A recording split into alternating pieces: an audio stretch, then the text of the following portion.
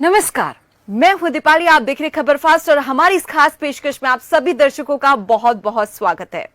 नवरात्रि पर ही हर एक दिन मां दुर्गा के 9 अलग अलग स्वरूपों की पूजा की जाती है। तो वहीं नवरात्र के चौथे दिन आज मां कुष्मांडा की पूजा की जा रही है।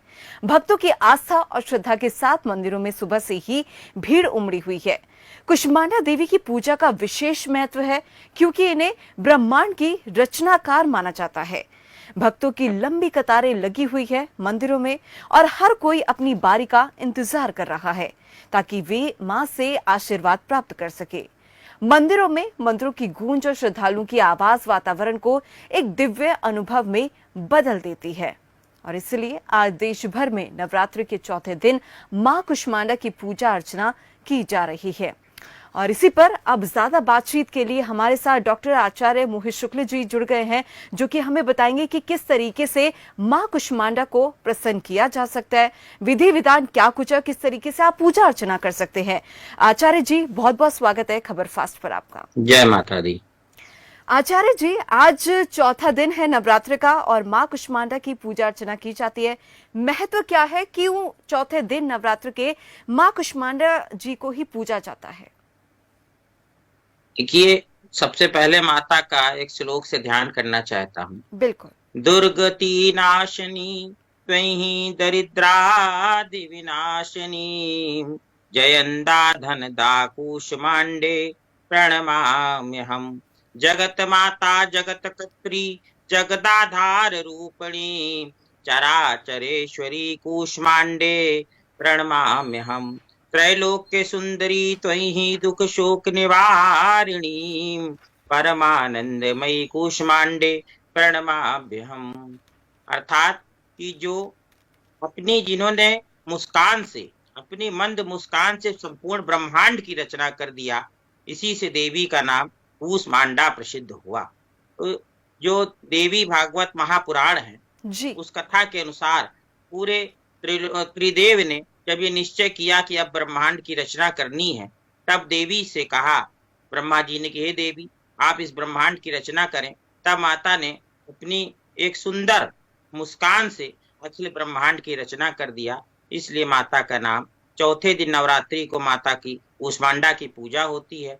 और उस समय जिस समय वेद में वर्णन आता है कि ओम ऋतं च सत्यं चाभिद्वा तपसो अध्य जायत ततो रात्र जायत ततः समुद्रोर्णवः ओम समुद्रर्णवा दधि संवत्सरो अजायताहोरात्राणि विदधति विश्वसमिषितो वसि सूर्या चंद्रमसौ धाता यथा पूर्वं कल्पय दिवं च पृथ्वीं च अंतरिक्षं थोस्वा। अर्थात कि सब तरफ अंधकार था, अंधेरा था, और उस समय ने यही चैत्र शुक्ल की प्रतिपदा को देवी ने अखिल ब्रह्मांड की रचना करी और उस अंधकार में देवी ने सृष्टि की जो ज्योति एक जलाई, सूर्य नाम की एक ज्योति को प्रकट किया, जिससे पूरा संसार प्रकाशमान हो गया। तो ये देवी का अद्भुत स्वरूप है और देवी को आदि शक्ति आदि स्वरूपा कहा जाता है। और वेद में आया कि जो हमारा नया संवत्सर प्रारंभ होता है, उसी प्रकार जैसे पहले सृष्टि थी तो सृष्टि के प्रलय के बाद उसी प्रकार वैसी ही सृष्टि दोबारा से देवी ने सृजित कर दिया और समुद्र बनाया, सूर्य चंद्रमा इत्यादि की रचना कर दिया। इस प्रकार से 8 भुजाएं हैं माता की और उन अष्ट भुजा इसीलिए माता को कहा जाता है। और कूष्मांडा देवी का जो वाहन है वो सिंह है और उनका वास सूर्य मंडल के भीतर है। किसी और देवता का जो वास है सूर्य मंडल के भीतर नहीं है, किंतु देवी का वास है, क्योंकि कहा भी गया ईसा वासमिदं सर्वम, ईश्वर सब जगह वास कर सकते हैं। इसलिए सूर्य के भीतर भी ये हमें ज्ञान प्राप्त हो रहा है कि परमात्मा का वास है, जहाँ कोई प्राणी टिक नहीं सकता, वहां पर देवी वास करती है। अब कूष्मांडा जो देवी की भक्ति से भक्तों के समस्त रोग शोक मिट जाते हैं और आयु यश बल और आरोग्य की वृद्धि होती। तो माता कूष्मांडा की एक विशेषता और है कि वह अत्यंत अल्प सेवा और भक्ति से ही प्रसन्न हो जाती है। तो ये माता कूष्मांडा का जो है नव दुर्गा में चौथा स्वरूप है और माता की जो है प्रकाश और ऊर्जा की देवी। अब देखिए, सूर्य में जब देवी वास कर रही हैं तो उनके मस्तक पे सूर्य का तेज विद्यमान है और प्रकाश हमें देती है। हमें कहते हैं ना, अस्तो मां सदगमय, कि हमें असत से सत की ओर ले जाए हैं देवी। मृत्योर मां अमृतम गमय, मृत्यु से अमृत की ओर ले जाइए। अस्तो मां सदगमय, असत से सत की ओर ले जाइए। तो ये तीनों कार्य देवी कर रही हैं और देवी माता का जो हमारा अनाहत चक्र है, जो जी। हृदय के पास, इसको हार्ट चक्र भी इंग्लिश में बोलते हैं, यहाँ पर ये चक्र जागृत होता है। हृदय में देवी का ध्यान किया जाता है और ये हमारी सभी इच्छाओं को पूर्ण करने में और जीवन में सद्भाव लाने में सहायता करती है। बिल्कुल, अगर दिल से माँ का आशीर्वाद लेना चाहे तो ज़रूर आपकी मनोकामना ज़रूर पूरी होगी। आचार्य जी, मेरा अगला सवाल आपसे यहाँ पर ये है कि माँ की पूजा क्यों की जाती है चौथे दिन? माँ कुष्मांडा की तो आपने बताया, लेकिन मेरा ये सवाल यहाँ पर ये है कि उनका स्वरूप कैसा है? क्या दर्शाता है उनका स्वरूप? देखिए, जो माता का स्वरूप है उसमें अष्टभुजाएं हैं माता की, जिससे हमें ये पता चलता है कि नारी शक्ति को कभी कमजोर नहीं समझना चाहिए। वो पुरुष से जो है 4 गुना अधिक शक्तिशाली है। और आप व्यवहार में भी देखिए, चाहे हाई स्कूल का रिजल्ट हो, इंटर का हो, चाहे ग्रेजुएशन का हो, चाहे लॉ देख लीजिए, आर्मी देख लीजिए, अब तो बीएसएफ में भी महिलाएं भर्ती हो रही हैं, बिल्कुल। हमारे देश की सरहद की रक्षा कर रही हैं। तो जो लोग ऐसा नहीं कहते महिलाएं कमजोर होती हैं, और हमारे धर्म शास्त्रों में स्त्रियों का सम्मान नहीं, कई बार डिबेट में भी मुझसे लोग कहते हैं, दूसरे धर्म के लोग, कि सनातन, तो मैं उनसे कहता हूँ भाई, हम तो महिला का सम्मान करना, हमारे महर्षि मनु ने भी कहा कि यत्र नारेस्तु पूजन्ते रमन्ते तत्र देवता, जहां नारी का सम्मान होता है वहां देवताओं का वास होता है। दूसरी बात कि नवरात्रि का पूरा पर्व ही महिलाओं को समर्पित है। अब देखिए, कन्या रूप में भी महिला की पूजा होती है। फिर जी। जब उसका विवाह हो जाता है तो सुहागिन भी खिलाई जाती है। बहुत से लोग मानता करते, देवी मंदिर में भी नवरात्र में आप देखिए कितनी जगह सुहागिन लोग खिलाते हैं। अगर कोई विधवा नारी तो उसका भी सम्मान होता है, उसको भी एक भाग प्रदान किया जाता है। इस प्रकार से बुजुर्ग महिला वृद्धा हो उसका भी उतना ही सम्मान होता है। हर रूप का नारी का सम्मान है, ये सनातन धर्म की विशेषता है और उसको कमजोर ना समझा जाए। व्यवहार में भी दिख गया पूरे विश्व को, वैज्ञानिक से लेके अभी देखिए, कल्पना चावला कितनी बड़ी अंतरिक्ष यात्री थी भारत की, और अभी एक नई अंतरिक्ष यात्री फंस गई थी, वो भी भारत की मूल निवासी। इस प्रकार से आप देखिए कि हर क्षेत्र में नारी की विशेषता, यही माता का स्वरूप दर्शा रहा है कि 8 भुजाएं हैं उनकी। अब देखिए, कमंडल, धनुष, बाण, कमल का फूल, अमृत कलश, चक्र, गदा और जप माला हाथ में लिए हुए, और एक हाथ से भक्तों को आशीर्वाद प्रदान कर रही हैं। ऐसी माता का अद्भुत स्वरूप है, और ये वैदिक काल में ही निश्चित हो गया, वेदों के आदि में ही ये सनातन का मूल है कि हमें हर नारी का सम्मान करना। जो लोग नहीं करते वो महिषासुर जैसे उनका माता वध करती हैं, और ये भी हमने आपको कल बता चुके। अब जो देखिए, सवारी जो है माँ की सिंह सवारी है, और माता को प्रसाद में नारंगी रंग का प्रसाद चढ़ाया जाता है। जैसे गाजर का हलवा माता को बड़ा प्रिय, वो आप चढ़ा सकते हैं अपने घर में शुद्ध बना के। और जो फल होता है, संतरा हो गया, नारंगी हो गया, ये माता को चढ़ाने से माता बड़ा प्रसन्न होती है, अपना आशीर्वाद देती हैं। और आप माता को जो है भोग में खीर भी बना सकते हैं, और इसी प्रकार से जैसा मैंने फल आदि बताइए। और मंत्र मैं जरूर बताऊं, बिल्कुल। क्योंकि बिना मंत्र के, कहते हैं कि मंत्र में के बस में भगवान हो जाते हैं। मंत्र यो मननाथ सा मंत्र, जो मनन किया जाए मंत्र है। तो बीज मंत्र मैं पहले बता दूं, फिर ध्यान मंत्र भी बता देता हूं। ओम ऐं ह्रीं देव्ये नमः, ओम ऐं ह्रीं देव्ये नमः। ये जो है माता कूष्मांडा का मतलब सरल मंत्र बता देता हूं। ओम कूष्मांडाय नमः, ओम कूष्मांडाय नमः, सरल है। अब देखिए ध्यान मंत्र, या देवी सर्वभूतेषु मां कूष्मांडा रूपेण संस्थिता, नमस्तस्यै नमस्तस्यै नमस्तस्यै नमो नमः। कि जो देवी सब कण कण में, पूरे अखिल ब्रह्मांड के कण कण में कूष्मांडा के रूप में स्थित हैं, हम उनको नमस्कार करते हैं। देखिए, एक ही शक्ति के भिन्न भिन्न नाम है, यहाँ से स्पष्ट हो रहा, केवल नाम का भेद है, शक्ति वही है। तो इस प्रकार से माता कूष्मांडा का जो है हमने आपको पूरा स्वरूप बताया और मंत्र भी बताया। अगर हवन करना हो तो ओम ऐं ह्रीं क्लीं चामुंडाय विच्चे चतुर्थ कूष्मांडाय स्वाहा, इस मंत्र से आप 11 होती देवी को हवन भी कर सकते हैं। तो आचार्य जी, जैसे कि आपने बताया कि किस तरीके से स्वरूप दर्शाता है माँ कुष्मांडा का, लेकिन आपसे यहाँ पर ये भी जानना चाहेंगे कि आखिरकार पूजा किस तरीके से की जाए, किस तरीके से माँ भगवती को प्रसन्न किया जा सकता है, ऐसा क्या करना चाहिए, किन बातों का ध्यान रखना बहुत जरूरी है? देखिए, माता जो है बहुत जल्दी भक्त से प्रसन्न होने वाली देवी है, और आज के दिन जो है दुर्गा सप्तशती का पाठ करना चाहिए। दुर्गा सप्तशती का पाठ करिए, और ओम ऐं ह्रीं क्लीं चामुंडाय विच्चे, इस मंत्र का 108 बार, इसको नवाड मंत्र कहते हैं, नवाड मंत्र के नाम से, जैसे गायत्री मंत्र के नाम से जी जानते हैं, वैसे ओम ऐं ह्रीं क्लीं चामुंडाय विच्चे नवाड मंत्र है। इसका 108 बार जप करना चाहिए। माता कूष्मांडा को जो है नारंगी रंग, बहुत भगवे रंग का वस्त्र बिछाइए, उस पे देवी का चित्र आदि स्थापित करिए और फिर उनको जल दीजिए और अर्घ दीजिए। और इस प्रकार से देवी को जो, और नीला रंग भी माता कूष्मांडा को बहुत प्रिय है, ये भी मैं बता दूं, क्योंकि नीला रंग जो है, जब माता ने सृष्टि की रचना करी और पृथ्वी पर वो आई तो पृथ्वी से आकाश नीले रंग का दिखाई पड़ता है, तो इसलिए वो नीला रंग जो है माता को बहुत प्रिय है।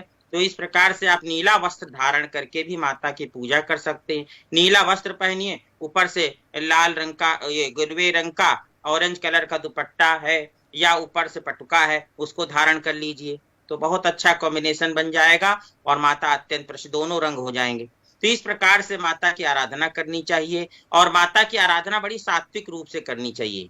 देखिए, नवरात्र में मांस, मदिरा, अंडा, मछली और मदिरा बिल्कुल और किसी प्रकार का धूम्रपान, नशा, तंबाकू और ये जो भी चीजें हैं, इनको नहीं, बिल्कुल त्याग देना चाहिए। घर में भी प्रवेश नहीं करने देना चाहिए, क्योंकि ये सारी चीजें तामसिक होती हैं और इससे आसुरी शक्तियां, जो निगेटिव एनर्जी है ब्रह्मांड की, वो इस ओर आकर्षित होती है। और हमें नवरात्र में क्या करना, सकारात्मक ऊर्जा की प्राप्ति करनी है। और इस प्रकार से हम देवी का जब सच्चे हृदय से ध्यान करते हैं, जैसा मैंने आपको बताया कि जैसे गाजर का हलवा हो गया या जी खीर हो गई, देवी को केसरिया खीर, केसर डाल देंगे तो उसमें हल्का सी लालिमा आ जाएगी, केसरिया रंग हल्का हो जाएगा। और देवी को जब आप चढ़ाएंगे और फल चढ़ाएंगे, उसमें संतरा आदि जो आपकी श्रद्धा हो, देवी को अर्पित करेंगे, प्रणाम करेंगे, पुष्प चढ़ाइए और कपूर से और लौंग से आरती करिए देवी की अवश्य। और देवी की आरती करिए और देवी को फिर हाथ धो के मिष्ठान आदि चढ़ाइए, धूप दिखाइए और उसके बाद अंत में पुष्प चढ़ाइए और देवी को प्रणाम करना मत भूलिए। और प्रणाम करने का जो मैंने मंत्र बताया उससे प्रणाम करिए और फिर उसके पश्चात हवन जरूर करिए, क्योंकि हवन करने से घर में तमाम बीमारियों का, रोगों का नाश हो जाता है। अग्नि में डाला हुआ पदार्थ कभी नष्ट नहीं होता, वो कई गुना बढ़ जाता है।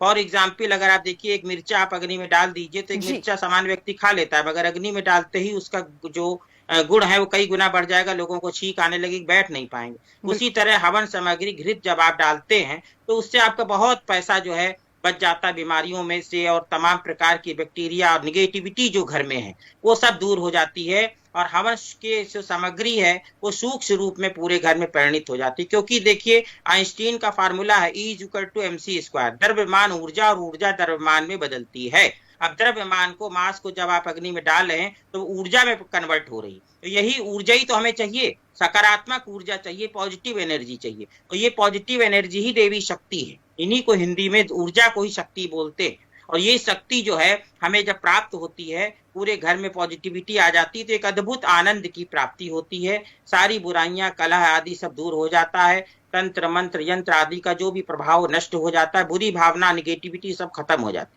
है। अब देखिए, आज के दिन में एक विशेष बात और बता देता हूं कि आज जो है, जैसा कि पहले आज का पंचांग समझ लीजिए जी कि आज जो है चतुर्थी तिथि 7:06 पर सुबह थी, फिर पंचमी तिथि लग गई और पंचमी तिथि कल सूर्योदय होने के पहले 4:56 पे ही समाप्त हो जाएगी।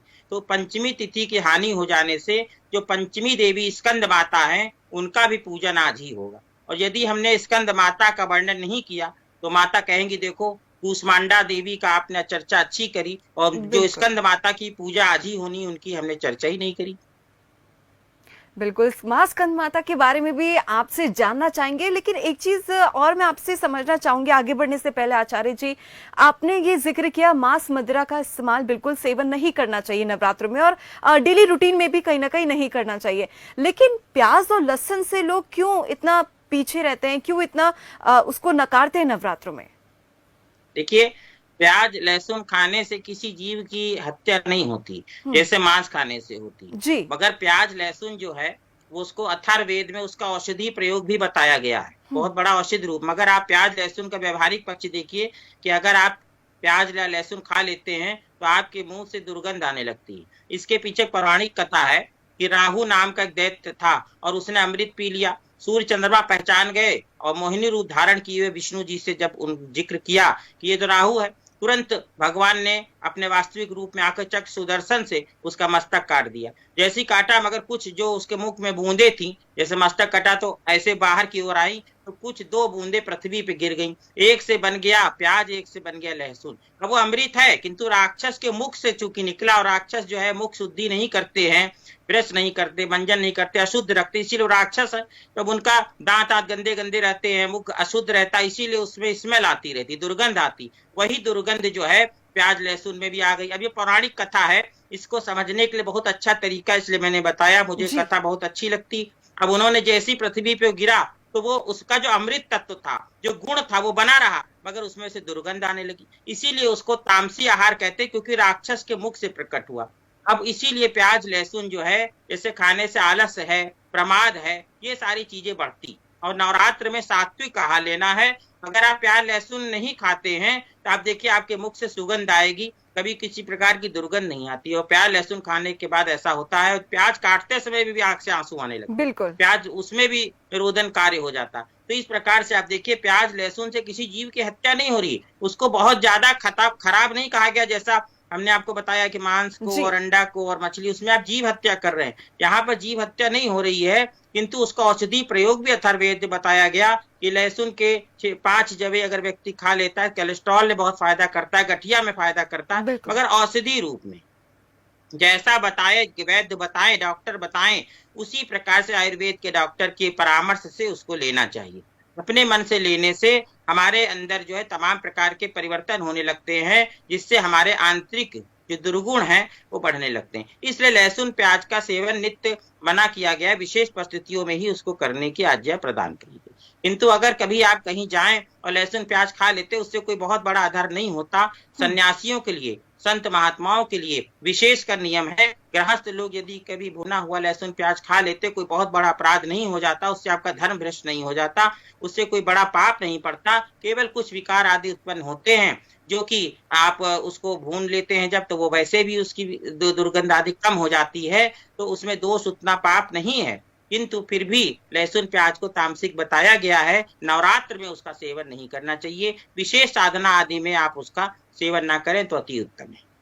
तो लहसुन प्याज का इस्तेमाल क्यों नहीं करना चाहिए नवरात्र में, उसके बारे में आचार्य जी ने हमें बताया। आचार्य जी, थोड़ी देर पहले आपने बताया कि आज के दिन माँ कुष्मांडा की पूजा तो की जाती है, साथ ही साथ माँ स्कंद माता की भी पूजा आज के दिन ही की जाएगी, तो उनके बारे में जरा बताएं, किस तरीके से विधि विधान है उनका पूजा करने का, क्या स्वरूप है उनका। देखिए, माता स्कंद जो देवी हैं जी, मैं उनकी पहले एक स्तुति कर लूं। या देवी सर्वभूतेषु मा स्कंद माता रूपेण संस्थिता, नमस्तस्यै नमस्तस्यै नमस्तस्यै नमो नमः। सिंहासनागता नित्यं पद्मांचित करद्वा, शुभादास्तु सदा देवी स्कंद माता यशस्विनी। अब स्कंद माता का स्वरूप देखिए कि उन्होंने जब माता का भगवान पार्वती रूप में शिव जी से विवाह हो गया, जो मैंने कथा आपको बताई थी, वही कथा आगे बढ़ रही है। तो एक असुर हुआ तारकासुर, जिसके लिए सारे देवता गए थे, और जब माता ब्रह्मचारिणी रूप में साधना कर रही थी तो कहा, हे भगवान शिव आप प्रसन्न होइए, माता ने अन्न जल सब त्याग दिया है, अब विवाह करिए, क्योंकि तारकासुर का आतंक बढ़ रहा है। तारकासुर, सृष्टि रचना के बाद तारकासुर उत्पन्न हुआ। तारकासुर जो था वो बड़ा ही मानवों पे और समस्त मनुष्यों पे अत्याचार कर रहा था, और उसके बाद देवलोक पर भी उसने राज्य स्थापित कर, देवता रक्षा के लिए आते थे मनुष्यों की, तो देवताओं को भी उसने परास्त कर दिया। और तब जो है उसको वरदान था कि शिव पार्वती के पुत्र जो कार्तिकेय जी हैं, उनका ही नाम स्कंद है। अब स्कंद के जब होंगे तभी जो है वही इसका वध करेंगे। कई बार आप देखिए कि कुछ दुष्ट होते हैं, उनको बहुत लोग मारना चाहते, मार नहीं पाते, मगर जिसके द्वारा उसको मारा जाना, ये भगवान कृष्ण भगवत गीता में कहते हैं, हे पार्थ तुम्हारे द्वारा ही कर्ण की मृत्यु हुई, तुम्हारे द्वारा ही पितामह को बाण लगना है, तो मैं नहीं कर सकता। उसी प्रकार से जिसके प्रारब्ध में जो लिखा वही करेगा। तो स्कंद को मारने का वरदान था। तो माता ने जो अपने पुत्र कार्तिकेय को, जब कार्तिकेय हुए तो उनको युद्ध विद्या सिखाई। अब देखिए यहीं पर देखिए, नारी को वैदिक काल में ही नारी को युद्ध विद्या भी आती थी। इससे आप प्रमाण ले सकते हैं कि माता ने ही युद्ध विद्या सिखाई, भगवान शिव ने नहीं सिखाई, माता ने सिखाई अपने पुत्र को। अब ऐसी तभी रानी लक्ष्मीबाई जैसी योद्धा हमारे देश में हुई, जिनको माता का स्वरूप कहा गया। क्योंकि उन्होंने युद्ध कौशल दिखाया। वही युद्ध कौशल जो है स्कंद को सिखाया माता पार्वती ने। तब जो है स्कंद को गोद में लेके सिंह पर विराजमान है। ऐसा माता का स्वरूप है। 2 हाथ से पकड़े हैं और एक हाथ में कमल आदि लिए हुए आशीर्वाद मुद्रा में दे रही हैं। इस प्रकार 4 भुजा हैं देवी की और सिंह उनकी सवारी है। और ओम ह्रैं ऐं ह्रीं क्लीं स्कंद माताए नमः, ये जो है मंत्र है। और जब माता जो है उन कार्तिकेय को भयंकर युद्ध हुआ तारकासुर से और कार्तिकेय विजय हो गए। ऐसी गुरु जिनकी हो, माता जिनकी स्वयं गुरु हो, उनका पुत्र कैसे असफल होता और तारकासुर का वध कर दिया। इस प्रकार से सृष्टि की रचना में सहयोग देने वाली माता के पुत्र कार्तिकेय ने जगत का और देवताओं का कल्याण किया। सब देवताओं ने पुष्प वर्षा करके स्कंद माता और उनके पुत्र का कार्तिकेय का अभिनंदन किया। और ऐसे ही हमें भी करना है, माता की पूजा करनी है और साथ में कार्तिकेय जी गोद में बैठे उनकी भी पूजा हो जाएगी। ओम देवी स्कंद माताए नमः। कितना सरल मंत्र है, इसका कम से कम 11 बार जब जरूर करिए, नहीं तो 108 बार करे अति उत्तम है। ओम देवी स्कंद माताए नमः। ये जो है 5वें दिन माता स्कंद देवी की इस प्रकार से पूजा की जाती है और माता का स्वरूप है। आचार्य जी, बीज मंत्र तो आपने यहाँ पर हमारे दर्शकों को बताया कि किस तरीके से मां स्कंद माता की पूजा अर्चना की जाए और किस बीज मंत्र का इस्तेमाल करना, उच्चारण करना ज्यादा सही साबित होगा, ज्यादा लाभदायक होगा। लेकिन जिस तरीके से आपने बताया कि मां कुष्मांडा का सूर्य से सीधा कनेक्शन है, तो वहीं आपसे ये समझना चाहेंगे कि आखिरकार मां स्कंद माता किस ग्रह को ऊर्जा देती है? कि माता की जब जो है क्या कहते हैं, स्कंद माता का ध्यान मंत्र में ही सारा वर्णन आता है। वंदे वांछित कामार्थे चंद्रार्घ कृत शेखराम सिंहरूढ़ाम चतुर्भुजाम स्कंद माता यशस्विनी धवल वर्णा विशुद्ध चक्र स्थितो पंचम दुर्गा त्रिनेत्राम अभय पद्म युग्म कराम दक्षिण उरु पुत्र धराम भजे पटांबर परिधानाम मृदु हास्यानालंकार भूषिता मंजीरहार केयूर किंकड़ी रत्न कुंडल धारिणी प्रफुल्ल बदना पल्लवनाधराम कांत कपोलाम पीन पयोधराम कमनियाम लावण्याम चारु त्रिवणी नितंबनी। इस प्रकार देखिए विशुद्ध चक्र, कंठ जो होता है, कंठ में भी एक चक्र विशुद्धि चक्र, इसमें इससे माता का ध्यान किया जाता है। तो माता का जो है वाणी को प्रदान करनी हो, जिनके संतान ना हो रही हो उनको स्कंद माता का पूजन अनुष्ठान अवश्य करना चाहिए। ये संतान को देने वाली हैं और सफेद और पीला रंग माता को बहुत प्रिय है। तो इसलिए सफेद धोती और पीला कुर्ता ऐसा पहनने से पुरुष लोग पहने और महिलाएं जो हैं वो पीले रंग की साड़ी धारण करें तो माता के लिए बड़ा शुभ होता।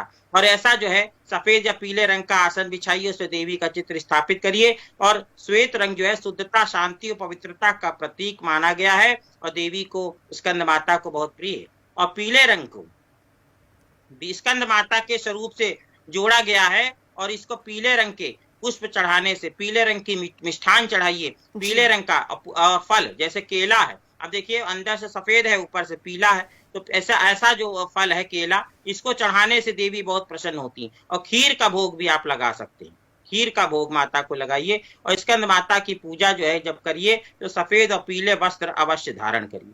तो इस प्रकार से देवी का जो है ये शांति का और स्वरूप है। और जिन लोगों को संतान नहीं हो रही हो वो जब माता की पूजा उपासना करते हैं तो देवी की कृपा से उनको संतान की प्राप्ति हो जाती है। और जिनको वाणी दोष है, बोलने में बच्चों को कठिनाई होती, बोल नहीं पाते हैं, तो ऐसे बच्चों को भी जो है स्कंद माता की पूजा उसके जब माता पिता करके प्रार्थना करते हैं तो बच्चे की जो स्वर है वो अच्छा हो जाता है। जी, तो आचार्य जी ने हमें बताया कि अगर किसी को वाणी दोष है तो क्या महा उपाय आज के दिन करना चाहिए और किस तरीके से मां स्कंद माता को आप प्रसन्न कर सकते हैं, मां भगवती को प्रसन्न कर सकते हैं। आचार्य जी, जैसे कि हमने देखा है नवरात्र के मौके पर अष्टमी और नवमी मनाई जाती है, छोले पूरी का वितरण किया जाता है, कन्याओं को पूजा जाता है, कन्या पूजन किया जाता है। तो ऐसे में अगर किसी के पास समय नहीं है किसी भी कारणवश, तो क्या किया जाए ताकि आपका कन्या पूजन जो है सफल हो पाए? देखिए, कन्या पूजा के लिए जो है जी सबसे अच्छा है कि आप किसी मंदिर चले जाइए और मंदिर में आपको वहां कन्या अवश्य मिलेगी, क्योंकि देवी के मंदिर में कन्या ना हो ऐसा संभव नहीं, क्योंकि जहाँ देवी है वहां कन्या रूप में वो विद्यमान रहती हैं। आपके आसपास अड़ोसी पड़ोसी जहाँ भी कन्या हो उनके माता पिता की उपस्थिति में ही कन्या को प्रणाम करिए उसको रोली अक्षत लगाइए और उसको जो भी मिष्ठान आदि आप अर्पित करना चाहते वस्त्र आदि अर्पित कर दीजिए। और ढूंढने से भगवान मिल जाते हैं तो कन्या क्यों नहीं मिलेगी, और कन्या भी मिल जाएगी। और इस प्रकार से आप देखिए कि मेरे 2 पुत्र थे, मैंने एक पुत्री कन्या की, मुझे बहुत इच्छा थी कन्या हो, तो माता भगवती की कृपा से कन्या हो गई। तो जब मांगने से देवी माता कन्या दे सकती हैं तो ढूंढने से कन्या नहीं मिलेगी, तो ढूंढेंगे मिलेगी। और मैं तो आपको सबसे अच्छा स्थान बता रहा हूँ, किसी देवी मंदिर आप जाइए, वहां को 1 नहीं 2 नहीं 9 कन्याएं, उससे भी ज्यादा कन्याएं मिलेंगी। उनको आप वस्त्र दीजिए, दक्षिणा दीजिए, फल दीजिए, मिष्ठान दीजिए और उनका आशीर्वाद ग्रहण करिए। जी, और हर राशि के जातकों का दिन आज कैसा रहेगा वो भी जरा बताइएगा आचार्य जी। देखिए, ये जो आज के दिन माता की पूजा है और हर माता का जो है चक्र से भी संबंध है, तो इसलिए आप देखिए पार्वती माता और माता काली का जैसे मूलाधार चक्र है, इसी प्रकार चंद्रघंटा माता का मणिपुरा चक्र है, कूष्मांडा का अनाहत हृदय के पास चक्र है, स्कंद माता का विशुद्धि चक्र है और शैलपुत्री का मूलाधार चक्र। इस प्रकार चक्रों में हमारे जो ऊर्जा रहती है, नवरात्र में जब हम तप करते हैं तो वो ऊर्जा धीरे धीरे धीरे धीरे करके ऊपर की ओर बढ़ती है और अंत में जब सहस्रार चक्र तक हम पहुंचते हैं तो हमारी समाधि जो अवस्था में परमात्मा का और देवी का दर्शन हमें प्राप्त होता। तो इस प्रकार से ध्यान करें, और ध्यान करने का मैं सरल उपाय बता दूं कि श्वास को अंदर खींचिए, रोकिए, ओम का जप करिए, सांसों पर अपना, जब हम ध्यान करते हैं तो हमारा मन इधर उधर भटकता है। अक्सर लोग कहते हैं कि आचार्य जी आपका जो हमारा मन है ध्यान करते इधर उधर भागता, कभी ऑफिस चला जाएगा, कभी घर चला जाएगा, बच्चों में चला जाएगा। तो उसको केंद्रित करने के लिए जब श्वास को अंदर बाहर खींचिए, उस पर ध्यान केंद्रित करिए और यहाँ पर थर्ड आई चक्रा जो हमारा है, यहाँ पर विद्यमान माता का ध्यान करिए कि हे देवी दुर्गा आप यहाँ पर हमारे विद्यमान हो गई हैं, उनके स्वरूप का ध्यान करिए और श्वास पर ध्यान केंद्रित करिए। और इस प्रकार से मन को कंट्रोल, ध्यान करने से डिप्रेशन, तनाव और जितने इस प्रकार के विकार हैं जो हमारे मन में उत्पन्न होते हैं, जिससे हम तनावग्रस्त हो रहे हैं। आज आप पूरे विश्व में देखिए मेडिटेशन का बहुत ज्यादा जो है प्रचार प्रसार हो रहा है, पूरे विश्व में लोग डिप्रेशन, तनाव, आंतरिक इस प्रकार अवगुणों से पीड़ित हो रहे हैं। यही नहीं, अमेरिका में, यूरोप में, हर जगह पर ध्यान का महत्व बढ़ रहा है। तो इस प्रकार से हमारे भारत में भी अब आप देखिए डिप्रेशन में लोग सुसाइड कर लेते हैं, आत्महत्या कर लेते हैं। और तो इस प्रकार क्यों कर लेते हैं? क्योंकि निगेटिविटी इकट्ठा हो रही, और वो ध्यान करने से संसार के सारी चिंता छोड़ के और हमें अपने श्वास पे ध्यान केंद्रित करिए और ध्यान करने, आंख बंद कर लीजिए, ज्ञान मुद्रा ऐसे करके ज्ञान मुद्रा बनाई जाती है। अंगूठे और तर्जनी को, इंडेक्स फिंगर को ऐसे जोड़ लीजिए और ज्ञान मुद्रा बनाने के बैठने से क्या होता है, सुख आसन में बैठ जाइए, उससे ब्रह्मांड की पवित्र ऊर्जा हमारे शरीर में जाती। और नित्य जो है कम से कम 3 बार प्राणायाम करिए और अधिक से अधिक 21 बार, जितनी देर आप श्वास को रोक सके आराम से, सुगमता से, जबरदस्ती नहीं रोकना, और रोक के और फिर देवी का ध्यान करिए, श्वास पे ध्यान केंद्रित करिए और फिर बाहर छोड़िए। इससे आपको नित्य जब आप डेली करेंगे तो आप देखिए मेडिटेशन करने से आपको विशेष लाभ की प्राप्ति होगी और समस्त मानसिक तनाव आदि दूर हो जाएंगे। बिल्कुल आचार्य जी, बहुत अच्छा मैसेज आपने देने की यहाँ पर कोशिश की, क्योंकि आजकल हमने देखा है कि लोग जो है मानसिक तौर पर बहुत ज्यादा पीड़ित है, डॉक्टर्स के पास जाते हैं लेकिन उनकी समस्या का हल नहीं होता। तो मेडिटेशन एकमात्र एक ऐसा सोल्यूशन हम कह सकते हैं जिससे आप पूरी तरीके से तनाव मुक्त हो जाएंगे। आचार्य जी बहुत बहुत धन्यवाद, आप हमारे साथ जुड़े और कीमती वक्त आपने हमें दिया और बहुत सारी बातें आपने हमें बताई। तो आचार्य जी हमारे साथ जुड़े थे और उन्होंने बताया कि किस तरीके से आप मां स्कंद माता और मां कुष्मांडा जी की पूजा अर्चना आज के दिन कर सकते हैं, और मेडिटेशन करना जो है बहुत ज्यादा लाभदायक रहेगा। सिर्फ नवरात्रों में नहीं बल्कि रूटीन लाइफ में भी आप नवरात्र में भी कर सकते हैं मेडिटेशन और तनाव मुक्त हो सकते हैं। चलिए फिलहाल के लिए मेरे साथ इस खास कार्यक्रम में बस इतना ही। देखते रहिए खबर फास्ट, दीजिए मुझे इजाजत, नमस्कार।